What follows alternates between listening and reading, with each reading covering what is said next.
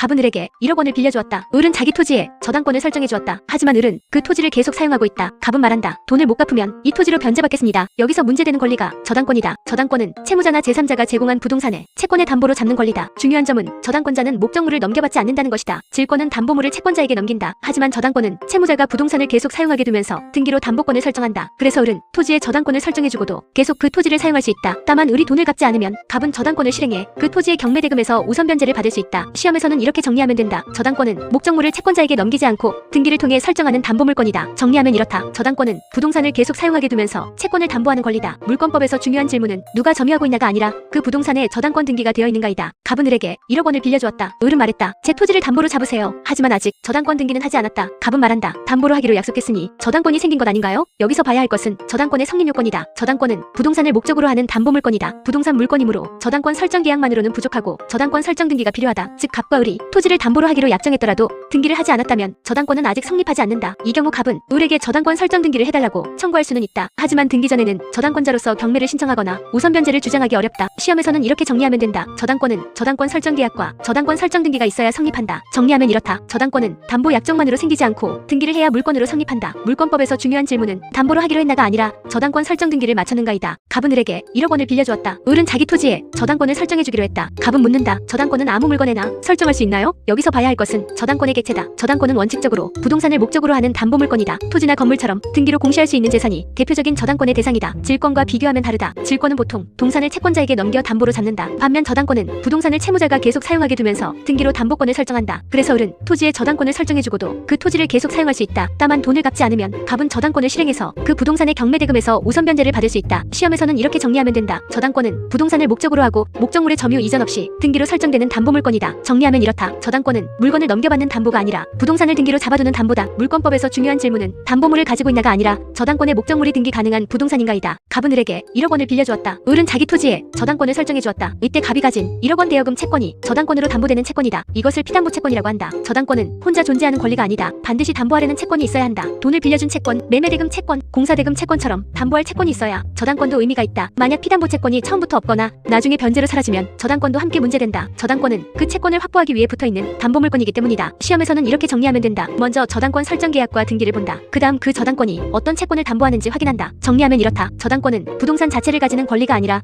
특정 채권을 담보하기 위한 권리다. 물권법에서 중요한 질문은 저당권 등기가 있나 뿐만 아니라 그 저당권이 어떤 채권을 담보하는가이다. 갑은 을에게 1억 원을 빌려주었다. 을은 자기 토지에 저당권을 설정해주었다. 그 후 을이 1억 원을 모두 갚았다. 그런데 갑은 말한다. 그래도 저당권 등기는 아직 남겨두겠습니다. 이때 핵심은 피담보 채권이 남아있는가이다. 저당권은 채권을 담보하기 위한 권리다. 그래서 저당권은 피담보 채권에 붙어있다. 이를 저당권의 부종성이라고 한다. 채권이 없으면 저당권도 존재할 이유가 없다. 사례에서 을이 1억 원을 모두 변제했다면 갑의 대여금 채권은 소멸한다. 그러면 그 채권을 담보하던 저당권도 함께 소멸한다. 다만 등기부에 저당권 등기가 그대로 남아있을 수는 있다. 이 경우 을은 갑에게 저당권 말소 등기를 청구할 수 있다. 시험에서는 이렇게 정리하면 된다. 저당권은 피담보 채권의 존재를 전제로 한다. 피담보 채권이 변제로 소멸하면 저당권도 함께 소멸하고 남아있는 등기는 말소되어야 한다. 정리하면 이렇다. 저당권은 채권과 따로 살아있는 권리가 아니라 채권에 붙어있는 담보권이다. 물권법에서 중요한 질문은 저당권 등기가 남아있나가 아니라 그 저당권이 담보하는 채권이 아직 남아있는가이다. 갑은 을에게 1억 원을 빌려주었다. 을은 자기 토지에 저당권을 설정해주었다. 그 후 갑은 그 1억 원 채권을 병에게 넘겼다. 그러면 병은 말할 수 있다. 채권을 넘겨받았으니 저당권도 함께 넘어온 것 아닌가요? 맞다. 저당권은 피담보 채권을 담보하기 위한 권리다. 그래서 피담보 채권이 이전되면 저당권도 원칙적으로 함께 이전된다. 이를 저당권의 수반성이라고 한다. 쉽게 말하면 받을 돈이 주인공이고 저당권은 그 돈을 따라가는 담보권이다. 따라서 갑이 병에게 대여금 채권을 양도하면 그 채권을 담보하던 저당권도 병에게 함께 이전된다. 다만 저당권 이전 등기 등 공시 문제는 따로 확인해야 한다. 시험에서는 이렇게 정리하면 된다. 저당권은 피담보 채권에 붙어있으므로 채권이 이전되면 저당권도 함께 이전된다. 정리하면 이렇다. 저당권은 채권과 따로 움직이는 권리가 아니라 채권을 따라가는 담보권이다. 물권법에서 중요한 질문은 저당권만 따로 넘어갔나가 아니라 피담보 채권이 이전되었는가이다. 갑은 을에게 1억 원을 빌려주었다. 을은 자기 토지에 저당권을 설정해주었다. 그 후 을이 5천만 원을 갚았다. 을은 말한다. 절반을 갚았으니 토지 절반에 대해서는 저당권이 없어져야 하는 것 아닌가요? 원칙적으로 그렇지 않다. 저당권은 피담보 채권 전부를 변제받을 때까지 목적물 전체에 미친다. 이를 저당권의 불가분성이라고 한다. 쉽게 말하면 빚을 일부 갚았다고 해서 저당권도 자동으로 일부씩 잘려나가는 것은 아니다. 사례에서 을이 을이 1억 원 중 5천만 원을 갚았더라도 나머지 5천만 원이 남아있다면 갑의 저당권은 여전히 토지 전체에 미친다. 다만 피담보 채권액은 1억 원에서 5천만 원으로 줄어든다. 시험에서는 이렇게 정리하면 된다. 저당권은 채권 전부의 변제를 받을 때까지 목적물 전부의 효력이 미친다. 정리하면 이렇다. 저당권은 채권이 일부 변제되어도 남은 채권을 담보하기 위해 목적물 전체에 남는다. 물권법에서 중요한 질문은 얼마를 갚았나가 아니라 피담보 채권이 전부 소멸했는가이다. 갑은 을에게 1억 원을 빌려주었다. 을은 자기 토지에 저당권을 설정해주었다. 그 후 을은 그 토지 위에 시설물을 설치했다. 갑은 말한다. 돈을 못 갚으면 토지만이 아니라 토지에 붙은 것까지 담보가 되는 것 아닌가요? 여기서 문제되는 것이 저당권의 효력 범위다. 저당권은 목적 부동산 자체에 미친다. 그리고 원칙적으로 그 부동산에 부합된 물건과 종물에도 효력이 미친다. 쉽게 말하면 토지나 건물에 붙어서 하나처럼 된 것까지 담보가 될 수 있다는 뜻이다. 다만 모든 물건이 무조건 포함되는 것은 아니다. 독립한 물건인지 부합물인지 종물인지 구별해야 한다. 시험에서는 이렇게 정리하면 된다. 저당권의 효력은 목적 부동산뿐만 아니라 부합물과 종물에도 미칠 수 있다. 정리하면 이렇다. 저당권은 등기된 부동산만 딱 잘라보는 것이 아니라 그 부동산과 결합된 물건까지 함께 본다. 물권법에서 중요한 질문은 저당권 목적물이 무엇인가 뿐만 아니라 그 물건이 목적 부동산의 부합물이나 종물인가이다. 갑은 을에게 1억 원을 빌려주었다. 을은 자기 토지에 저당권을 설정해주었다. 을이 돈을 갚지 않자 갑은 말한다. 원금 1억 원뿐만 아니라 이자와 지연손해금도 저당권으로 담보되는 것 아닌가요? 여기서 봐야 할 것은 피담보 채권의 범위다. 저당권은 원금만 담보하는 것이 아니다. 원본, 이자, 위약금, 채무불이행으로 인한 손해배상, 저당권 실행비용도 일정 범위에서 담보된다. 다만 지연손해금은 무한정 전부 담보되는 것이 아니다. 민법은 후순위권 이자를 보호하기 위해 원본의 이행기일이 지난 뒤 1년분의 지연손해금만 저당권으로 담보되도록 제한한다. 시험에서는 이렇게 정리하면 된다. 저당권의 피담보 채권 범위에는 원본뿐만 아니라 이자, 위약금, 손해배상, 실행비용이 포함된다. 다만 지연손해금은 원본 이행기일 경과 후 1년분으로 제한된다고 쓴다. 정리하면 이렇다. 저당권은 원금만 담보하는 권리가 아니지만 후순위권 이자를 위해 범위 제한이 있다. 물권법에서 중요한 질문은 저당권이 있나가 아니라 어떤 채권에까지 저당권으로 담보되는가이다. 갑은 을에게 1억 원을 빌려주었다. 을은 자기 토지에 저당권을 설정해주었다. 그런데 을이 약속한 날에 돈을 갚지 않았다. 갑은 말한다. 그러면 이 토지를 경매해서 돈을 받을 수 있나요? 여기서 문제되는 것이 저당권의 실행이다. 저당권자는 채무자가 돈을 갚지 않으면 저당권의 목적물을 경매할 수 있다. 그리고 그 경매대금에서 다른 일반 채권자보다 우선적으로 변제받을 수 있다. 이 점이 저당권의 핵심이다. 저당권자는 토지를 직접 점유하지 않는다. 하지만 등기를 통해 담보권을 확보하고 있다. 그래서 채무불이행이 있으면 그 부동산을 경매 절차에 넘겨 채권을 회수할 수 있다. 시험에서는 이렇게 정리하면 된다. 먼저 저당권이 성립했는지 본다. 그 다음 피담보 채권의 변제기가 도래했고 채무자가 변제하지 않았는지 본다. 그렇다면 저당권자는 저당권을 실행하여 경매대금에서 우선 변제받을 수 있다. 정리하면 이렇다. 저당권은 부동산을 넘겨받지 않고도 채무불이행 시 경매로 채권을 회수하는 담보물권이다. 물권법에서 중요한 질문은 저당권자가 점유하고 있나가 아니라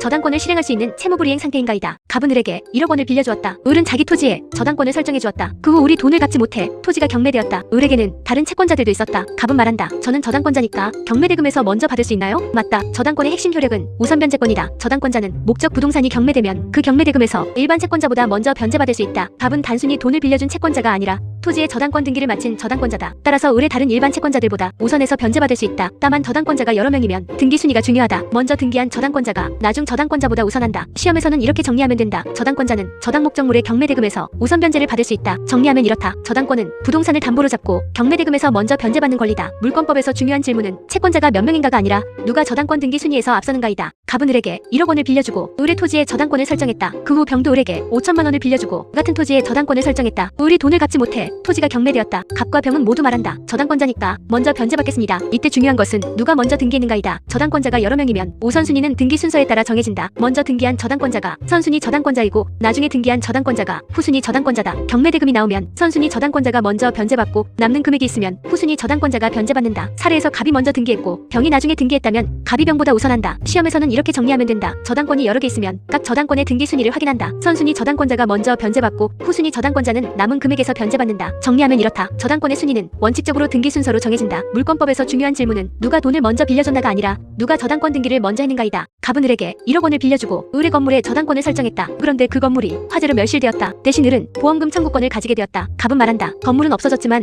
보험금에서라도 변제받을 수 있나요? 여기서 문제되는 것이 물상대위다. 저당권은 원래 저당 목적물인 부동산에 미친다. 그런데 그 부동산이 멸실되거나 훼손되어 보험금, 손해배상금, 수용보상금 같은 다른 재산으로 바뀔 수 있다. 이때 저당권자는 그 바뀐 금전채권에도 저당권의 효력을 미칠 수 있다. 다만 자동으로 돈을 가져가는 것은 아니다. 저당권자가 물상대위를 하려면 그 금전이 지급되기 전에 압류를 해야 한다. 이미 을이 보험금을 받아버렸다면 갑이 물상대위를 주장하기 어려워질 수 있다. 시험에서는 이렇게 정리하면 된다. 저당 목적물이 멸실, 훼손, 수용되었는지 본다. 그로 인해 보험금, 손해배상금, 보상금 청구권이 생겼는지 본다. 그리고 지급 전에 압류했는지 확인한다. 정리하면 이렇다. 물상대위는 담보물이 다른 금전채권으로 바뀌어도 저당권자가 그 가치에 따라갈 수 있게 하는 제도다. 물권법에서 중요한 질문은 담보물이 없어졌나가 아니라 그 대신 생긴 금전채권을 지급 전에 압류했는가이다. 갑은 을에게 1억 원을 빌려주고 을의 토지에 저당권을 설정했다. 그 후 을은 을은 그 토지를 병에게 팔았다. 병은 말한다. 이제 제가 토지 소유자니까 갑의 저당권은 사라지는 것 아닌가요? 그렇지 않다. 저당권이 설정된 부동산도 소유자가 처분할 수 있다. 즉 을은 저당권이 붙은 토지를 병에게 팔 수 있다. 하지만 병은 저당권이 붙은 상태의 토지를 취득한다. 저당권은 물건이므로 소유자가 바뀌어도 그 부동산 위에 그대로 남는다. 따라서 을이 돈을 갚지 않으면 갑은 병 소유가 된 토지에 대해서도 저당권을 실행할 수 있다. 병은 토지를 샀지만 선순위 저당권의 부담까지 안고 산 것이다. 시험에서는 이렇게 정리하면 된다. 먼저 저당권이 성립했는지 본다. 그 다음 저당 부동산이 제3자에게 양도되었는지 본다. 양도되었더라도 저당권은 소멸하지 않고 제3취득자에게도 주장할 수 있다고 쓴다. 정리하면 이렇다. 저당권 있는 부동산도 팔 수 있지만 저당권은 소유자가 바뀌어도 따라간다. 물권법에서 중요한 질문은 누가 현재 소유자인가가 아니라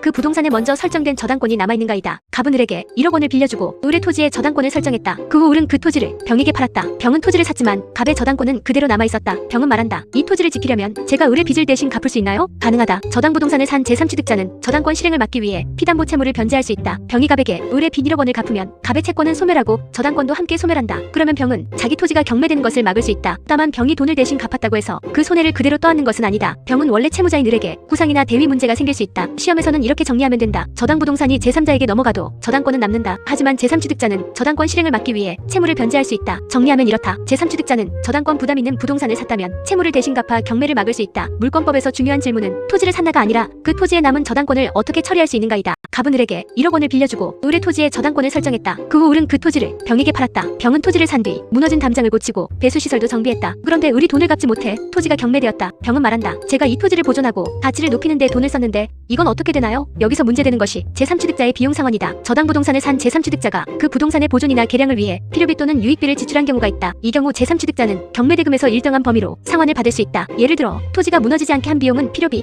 토지의 가치를 높인 비용은 유익비가 될 수 있다. 다만 아무 비용이나 되는 것은 아니다. 그 부동산의 보존이나 개량에 필요한 비용이어야 한다. 시험에서는 이렇게 정리하면 된다. 저당 부동산이 제3자에게 넘어갔는지 본다. 그 제3취득자가 보존비나 개량비를 지출했는지 본다. 그 비용이 필요비 또는 유익비라면 경매대금에서 상환 문제가 생긴다고 쓴다. 정리하면 이렇다. 저당 부동산의 제3취득자는 단순히 저당권 부담만 지는 것이 아니라 부동산 보존 개량 비용에 대해 보호받을 수 있다. 물권법에서 중요한 질문은 제3취득자가 소유자인가가 아니라 그가 저당 부동산의 보존 개량에 필요한 비용을 지출했는가이다. 갑은 을에게 1억 원을 빌려주었다. 그런데 담보는 을의 토지가 아니라 병의 토지에 설정되었다. 병은 말한다. 돈은 을이 빌렸지만 제 토지를 담보로 제공하겠습니다. 이때 병이 물상보증인이다. 물상보증인은 자기가 직접 돈을 빌린 채무자는 아니지만 남의 채무를 위해 자기 재산의 담보권을 설정해준 사람이다. 사례에서 채무자는 을이다. 하지만 저당권의 목적물은 병의 토지다. 따라서 을이 돈을 갚지 않으면 갑은 병의 토지에 대해 저당권을 실행할 수 있다. 다만 병이 갑에게 변제하거나 자기 토지가 경매되어 갑이 변제받으면 병은 을에게 구상할 수 있다. 남의 빚 때문에 자기 재산으로 갚은 셈이기 때문이다. 시험에서는 이렇게 정리하면 된다. 채무자와 저당부동산 소유자가 같은지 본다. 따르면 저당부동산 소유자는 물상보증인이다. 정리하면 이렇다. 물상보증인은 남의 채무를 위해 자기 부동산을 담보로 제공한 사람이다. 물권법에서 중요한 질문은 누가 돈을 빌렸나와 누구의 부동산이 담보로 잡혔나이다. 갑은 을에게 1억 원을 빌려주었다. 병은 을을 위해 자기 토지에 저당권을 설정해주었다. 그런데 을이 돈을 갚지 못해 병의 토지가 경매되었다. 갑은 경매대금에서 1억 원을 변제받았다. 병은 말한다. 을의 빚 때문에 제 토지가 날아갔으니 을에게 돌려달라고 할 수 있나요? 가능하다. 병은 물상보증인이다. 물상보증인은 남의 채무를 위해 자기 재산을 담보로 제공한 사람이다. 따라서 자기 재산으로 채무가 변제되면 원래 채무자인 을에게 구상할 수 있다. 쉽게 말하면 내 빚 때문에 내가 손해봤으니 그만큼 갚아라라고 할 수 있는 것이다. 시험에서는 이렇게 정리하면 된다. 채무자는 을이고 담보 제공자는 병이면 병은 물상보증인이다. 병이 변제하거나 병의 부동산이 경매되어 채무가 소멸하면 병은 을에게 구상권을 가진다. 정리하면 이렇다. 물상보증인은 남의 빚 때문에 자기 재산으로 갚은 경우 원래 채무자에게 돌려달라고 할 수 있다. 물권법에서 중요한 질문은 누가 담보를 제공했나가 아니라 그 담보 제공자가 남의 채무를 대신 부담했는가이다. 갑은 을에게 1억 원을 빌려주었다. 병은 을을 위해 자기 토지에 저당권을 설정해주었다. 그런데 을이 돈을 갚지 못하자 병이 대신 갑에게 1억 원을 갚았다. 병은 말한다. 제가 을 대신 갚았으니 을에게 돌려달라고만 할 수 있나요? 여기서 문제되는 것이 변제자 대위다. 물상보증인이 채무자를 대신해 돈을 갚으면 채권자에게 있던 권리를 일정 범위에서 넘겨받을 수 있다. 즉 병은 을에게 구상권을 가질 뿐 아니라 갑이 가지고 있던 담보권 등을 대위에서 행사할 수 있다. 쉽게 말하면 병이 갑의 자리에 들어가 을에게 돈을 회수할 수 있게 되는 것이다. 다만 병이 대위할 수 있는 범위는 자기가 변제한 범위 아니다. 시험에서는 이렇게 정리하면 된다. 물상보증인이 변제했는지 본다. 그 다음 물상보증인은 채무자에게 구상권을 가지고 변제한 범위에서 채권자를 대위할 수 있다고 쓴다. 정리하면 이렇다. 물상보증인은 남의 빚을 갚으면 구상권과 변제자 대위로 보호받는다. 물권법에서 중요한 질문은 누가 대신 갚았나가 아니라 그 사람이 채권자의 권리를 어느 범위에서 대위할 수 있는가이다. 갑은 을에게 1억 원을 빌려주었다. 을은 자기 토지와 건물에 모두 저당권을 설정해주었다. 하나의 채권을 담보하기 위해 여러 부동산에 저당권이 설정된 것이다. 이것이 공동저당이다. 공동저당은 하나의 채권을 위해 여러 개의 부동산이 함께 담보가 되는 구조다. 갑은 을이 돈을 갚지 않으면 토지와 건물 중 어느 것에 대해서도 저당권을 실행할 수 있다. 또 여러 부동산을 부동산을 함께 경매해서 채권을 회수할 수도 있다. 다만 공동저당에서는 후순 이저당권자나 물상 보증인이 있으면 누가 최종적으로 부담을 질 것인지가 문제될 수 있다. 그래서 단순히 부동산이 여러 개다 해서 끝내면 안 된다. 시험에서는 이렇게 정리하면 된다. 공동저당은 하나의 채권을 담보하기 위해 여러 부동산에 설정된 저당권이다. 정리하면 이렇다. 공동저당은 하나의 빚을 여러 부동산이 함께 담보하는 구조다. 물권법에서 중요한 질문은 저당권이 몇 개인가가 아니라 하나의 채권을 여러 부동산이 함께 담보하고 있는가이다. 갑은 을에게 1억 원을 빌려주었다. 을은 자기 토지와 건물에 공동저당권을 설정해주었다. 그 후 우리 돈을 갚지 못해 토지와 건물이 함께 경매되었다. 이때 문제된다. 1억 원을 어느 부동산의 경매대금에서 얼마씩 받을 것인가? 공동저당에서 여러 부동산이 동시에 경매되면 각 부동산의 가액에 비례해서 피담보 채권을 부담한다. 예를 들어 토지 가치가 크고 건물 가치가 작다면 토지가 더 많이 부담하고 건물은 그보다 적게 부담한다. 이를 동시배당이라고 한다. 핵심은 채권자 갑은 1억 원을 회수하면 되지만 각 부동산 사이의 내부 부담은 가액 비율에 따라 정리된다는 것이다. 시험에서는 이렇게 정리하면 된다. 공동저당 목적 부동산들이 동시에 경매되었는지 본다. 동시에 경매되었다면 각 부동산의 가액에 비례하여 채권액을 배당한다고 쓴다. 정리하면 이렇다. 공동저당에서 동시배당은 여러 부동산이 함께 팔릴 때 각 부동산이 자기 가치 비율대로 부담하는 구조다. 물권법에서 중요한 질문은 채권자가 얼마를 받나 뿐만 아니라 여러 담보 부동산 사이에서 부담을 어떻게 나누는가이다. 갑은 을에게 1억 원을 빌려주었다. 을은 토지와 건물에 공동저당권을 설정해주었다. 그런데 토지만 먼저 경매되었다. 갑은 토지 경매대금에서 1억 원 전부를 받아갔다. 이때 건물의 후순 이저당권자 병은 말한다. 원래 건물도 같이 부담해야 했는데 왜 토지만 전부 부담합니까? 여기서 문제되는 것이 공동저당의 20배당이다. 공동저당 부동산이 동시에 경매되면 각 부동산 가액 비율대로 부담한다. 하지만 하나가 먼저 경매되면 선순위 공동저당권자는 그 부동산에서 전액을 변제받을 수 있다. 다만 그러면 먼저 팔린 부동산의 후순위권이자가 불리해질 수 있다. 그래서 법은 후순 이저당권자를 보호하기 위해 대위 문제를 인정한다. 즉 후순 이저당권자는 동시배당이었다면 다른 부동산이 부담했을 금액 범위에서 선순위 저당권자를 대위할 수 있다. 시험에서는 이렇게 정리하면 된다. 공동저당 부동산이 동시에 경매되었는지 따로 경매되었는지 먼저 본다. 따로 경매되었다면 먼저 경매된 부동산의 후순위권이자 보호를 위해 대위가 문제된다고 쓴다. 정리하면 이렇다. 20배당은 공동저당 부동산이 따로 팔리면서 후순위권이자 사이의 부담 조정이 문제되는 경우다. 물권법에서 중요한 질문은 채권자가 돈을 받았나가 아니라 공동저당 부동산 사이의 부담이 공평하게 조정되는가이다. 갑은 을에게 1억 원을 빌려주었다. 을은 자기 토지와 건물에 공동저당권을 설정해주었다. 그런데 토지에는 병의 후순 이저당권도 있었다. 이후 토지만 먼저 경매되었고 갑은 토지 경매대금에서 1억 원 전부를 받아갔다. 병은 말한다. 건물도 같이 담보였는데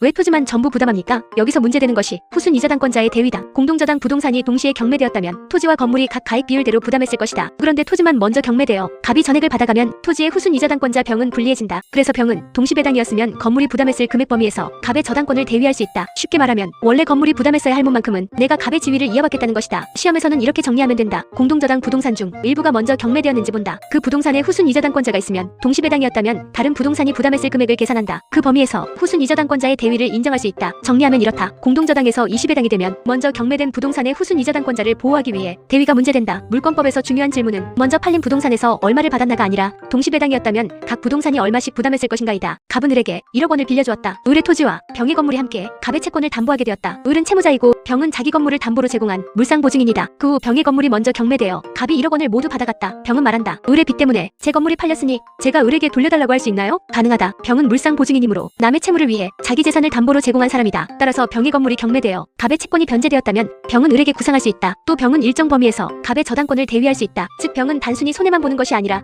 갑이 가지고 있던 담보권의 지위를 일부 이어받아 을에게 회수할 수 있다. 시험에서는 이렇게 정리하면 된다. 공동저당 목적물 중 채무자 소유 부동산과 물상보증인 소유 부동산이 섞여 있는지 본다. 물상보증인의 부동산이 먼저 경매되면 물상보증인의 구상권과 변제자 대위를 검토한다. 정리하면 이렇다. 공동저당에서 물상보증인 재산이 먼저 팔리면 물상보증인은 채무자에게 구상하고 담보권을 대위할 수 있다. 물권법에서 중요한 질문은 어느 부동산이 팔렸나가 아니라 그 부동산 소유자가 채무자인가 물상보증인인가이다. 갑은 을에게 1억 원을 빌려주었다. 갑의 채권을 담보하기 위해 을의 토지와 병의 건물이 함께 저당 잡혔다. 을은 채무자이고 병은 물상보증인이다. 그런데 을의 토지가 먼저 경매되었고 갑은 그 경매대금에서 1억 원 전부를 받아갔다. 을의 토지의 후순 이저당권을 가진 정은 말한다. 병의 건물도 공동담보였으니 저는 병의 건물에 대해 갑을 대신해서 권리를 행사할 수 있나요? 여기서 조심해야 한다. 공동저당에서는 원칙적으로 후순 이저당권자의 대위가 문제된다. 하지만 공동저당 목적물 중에 채무자 소유 부동산과 물상보증인 소유 부동산이 섞여 있으면 다르게 보아야 한다. 물상보증인은 남의 빚을 위해 자기 재산을 담보로 제공한 사람이다. 그래서 채무자 소유 부동산이 먼저 경매되어 채무가 변제되었다면 물상보증인 소유 부동산에 부담을 넘기는 것은 쉽게 인정되지 않는다. 정은 을의 토지의 후순 이저당권을 잡은 사람이다. 정은 채무자 을의 재산에 대해 후순위로 들어간 위험을 부담해야 한다. 그 손해를 물상보증인 병에게 넘길 수는 없다. 시험에서는 이렇게 정리하면 된다. 공동저당 목적물이 채무자 소유인지 물상보증인 소유인지 먼저 나눈다. 채무자 소유 부동산이 먼저 경매되어 선순 이저당권자가 변제받을 분재받은 경우 그 부동산의 후순위 저당권자가 물상 보증인 소유 부동산에 대위하는 것은 제한될 수 있다. 정리하면 이렇다. 공동저당에서 채무자 재산과 물상 보증인 재산은 같은 공동담보처럼 보여도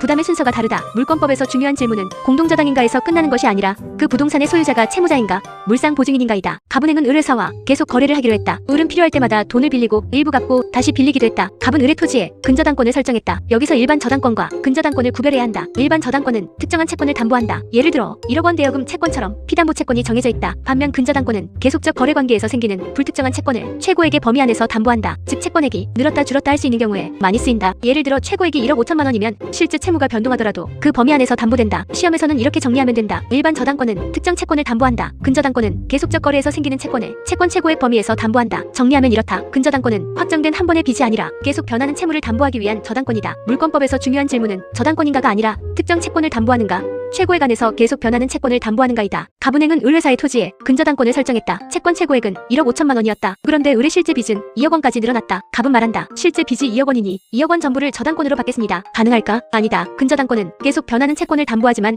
채권 최고액의 범위 안에서만 담보한다. 즉 실제 채무가 2억 원이어도 채권 최고액이 1억 5천만 원이면 근저당권으로 담보되는 범위는 1억 5천만 원까지다. 나머지 5천만 원은 일반 채권으로 문제된다. 시험에서는 이렇게 정리하면 된다. 근저당권은 불특정 채권을 담보하지만 채권 최고액 한도 안에서만 우선 변제된다. 정리하면 이렇다. 근저당권의 힘은 채권 최고액을 넘지 못한다. 물권법에서 중요한 질문은 실제 빚이 얼마인가가 아니라 등기된 채권 최고액이 얼마인가이다. 가분행은 을회사의 토지에 근저당권을 설정했다. 을회사는 계속 돈을 빌리고 일부 갚고 다시 빌렸다. 그런데 거래가 종료되었다. 이제 문제는 이것이다. 근저당권이 담보하는 채권액은 언제 확정되는가? 근저당권은 계속 변하는 채권을 채권 최고액 안에서 담보한다. 그래서 거래가 계속되는 동안에는 피담보 채권이 늘거나 줄 수 있다. 하지만 언젠가는 그 채권액이 확정되어야 한다. 거래관계가 종료되거나 근저당권이 실행되거나 확정 사유가 발생하면 그때부터 근저당권이 담보하는 채권이 고정된다. 확정 후에는 새로 생기는 채권은 원칙적으로 그 근저당권으로 담보되지 않는다. 시험에서는 이렇게 정리하면 된다. 근저당권은 확정 전에는 채권이 변동하고 확정 후에는 피담보 채권이 고정된다. 정리하면 이렇다. 근저당권은 계속 변하는 채권을 담보하지만 확정되면 그때의 채권만 담보한다. 물권법에서 중요한 질문은 돈이 계속 오갔나가 아니라 근저당권의 피담보 채권이 언제 확정되었는가이다. 가분행은 을회사의 토지에 근저당권을 설정했다. 채권 최고액은 1억 5천만 원이었다. 이후 거래가 종료되었고 을회사의 빚은 1억 2천만 원으로 확정되었다. 을이 돈을 갚지 않자 가분행은 말한다. 근저당권을 실행해서 토지를 경매하겠습니다. 가능하다. 근저당권도 저당권이므로 채무자가 돈을 갚지 않으면 경매를 통해 우선 변제를 받을 수 있다. 다만 중요한 것은 피담보 채권이 확정되어야 한다는 점이다. 근저당권은 확정 전에는 채권이 계속 변한다. 그래서 실행 단계에서는 현재 얼마가 담보되는 채권인지 확정되어야 한다. 사례에서 채권 최고액은 1억 5천만 원이고 확정된 채권액은 1억 2천만 원이다. 그러면 가분행은 1억 2천만 원 범위에서 우선 변제를 받을 수 있다. 만약 확정 채권액이 2억 원이어도 채권 최고액이 1억 5천만 원이면 근저당권으로 우선 변제받는 범위는 1억 5천만 원까지다. 시험에서는 이렇게 정리하면 된다. 근저당권 실행에서는 피담보 채권의 확정 여부와 채권 최고액을 함께 본다. 정리하면 이렇다. 근저당권은 확정된 채권을 채권 최고액 범위 안에서 담보한다. 물권법에서 중요한 질문은 얼마를 빌렸나가 아니라 확정된 채권액과 채권 최고액이 얼마인가이다. 가분행은 을회사의 토지에 근저당권을 설정했다. 그 후 을회사는 빚을 모두 갚았다. 을회사는 말한다. 이제 채무가 없으니 근저당권 등기를 지워주세요. 가분행은 말한다. 등기는 그냥 남겨둬도 되지 않나요? 여기서 봐야 할 것은 근저당권의 소멸이다. 근저당권은 계속적 거래에서 생기는 채권을 담보하기 위한 권리다. 따라서 거래가 종료되고 피담보 채권이 확정되고 확정된 채무가 모두 변제되면 근저당권도 소멸한다. 이때 등기부에 근저당권 등기가 남아있으면 소유자는 말소 등기를 청구할 수 있다. 시험에서는 이렇게 정리하면 된다. 근저당권은 피담보 채권이 확정되고 그 확정 채권이 소멸하면 함께 소멸한다. 정리하면 이렇다. 근저당권은 채권을 담보하는 권리이므로 담보할 채권이 없어지면 남아있을 수 없다. 물권법에서 중요한 질문은 근저당권 등기가 남아있나가 아니라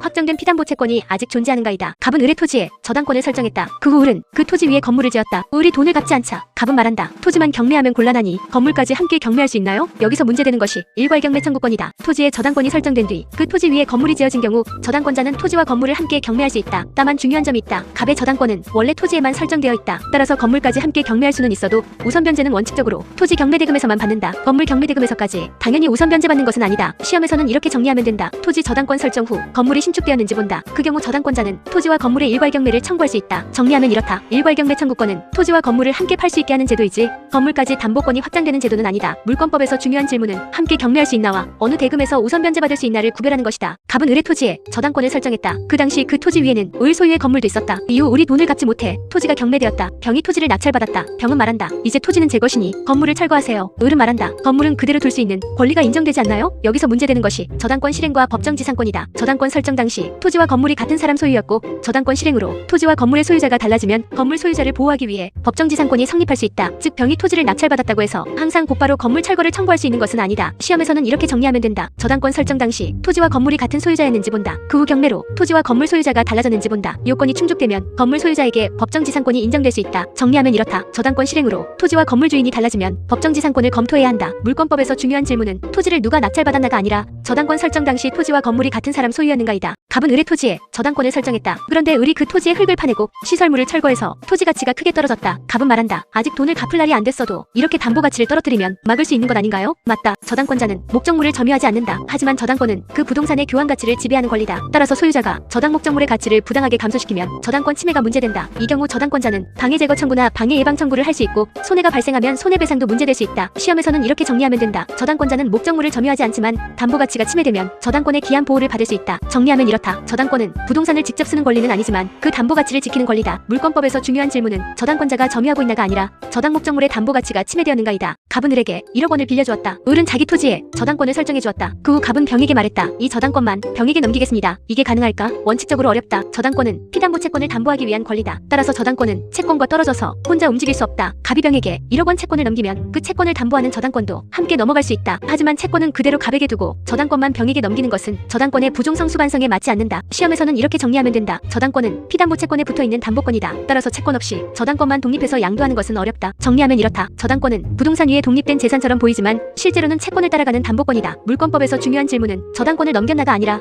그 저당권이 담보하는 채권도 함께 이전되었는가이다. 갑은 을에게 1억 원을 빌려주었다. 을은 자기 토지에 저당권을 설정해주었다. 그 후 을이 1억 원을 모두 갚았다. 을은 말한다. 이제 빚을 다 갚았으니 저당권 등기를 지워주세요. 갑은 말한다. 등기는 아직 남아있으니 저당권도 남아있는 것 아닌가요? 여기서 핵심은 피담보 채권이 남아있는가이다. 저당권은 채권을 담보하기 위한 권리다. 따라서 피담보 채권이 변제로 소멸하면 저당권도 함께 소멸한다. 다만 등기부에는 저당권 등기가 그대로 남아있을 수 있다. 이 경우 을은 갑에게 저당권 말소 등기를 청구할 수 있다. 시험에서는 이렇게 정리하면 된다. 피담보 채권이 변제 등으로 소멸했는지 본다. 채권이 소멸했다면 저당권도 부종성에 따라 소멸하고 남은 등기는 말소 대상이 된다. 정리하면 이렇다. 저당권은 채권이 살아있어야 존재하는 담보권이다. 물권법에서 중요한 질문은 등기가 남아있나가 아니라 담보할 채권이 아직 남아있는가이다. 갑은 을에게 1억 원을 빌려주었다. 을은 자기 토지에 저당권을 설정해주었고 등기도 마쳤다. 그런데 을이 돈을 갚지 않았다. 갑은 말한다. 토지를 경매해서 돈을 받겠습니다. 여기서는 순서가 중요하다. 먼저 피담보 채권을 본다. 갑에게 을에 대한 1억 원 채권이 있어야 한다. 다음으로 저당권 설정 계약과 저당권 등기를 본다. 저당권은 부동산 물권이므로 약정만으로는 부족하고 등기가 필요하다. 그 다음 채무불이행을 본다. 을이 변제기가 지났는데도 돈을 갚지 않았다면 갑은 저당권을 실행할 수 있다. 마지막으로 배당순위를 본다. 저당권자가 여러 명이면 원칙적으로 먼저 등기한 사람이 먼저 변제받는다. 시험에서는 이렇게 정리하면 된다. 저당권 사례는 피담보 채권, 저당권 설정 등기, 채무불이행, 경매, 우선 변제 순서로 쓴다. 정리하면 이렇다. 저당권은 부동산을 넘겨받지 않고도 등기로 담보를 확보하고 채무불이행 시 경매대금에서 우선 변제받는 권리다. 물권법에서 중요한 질문은 부동산을 누가 가지고 있나가 아니라 저당권 등기와 피담보 채권이 존재하는가이다.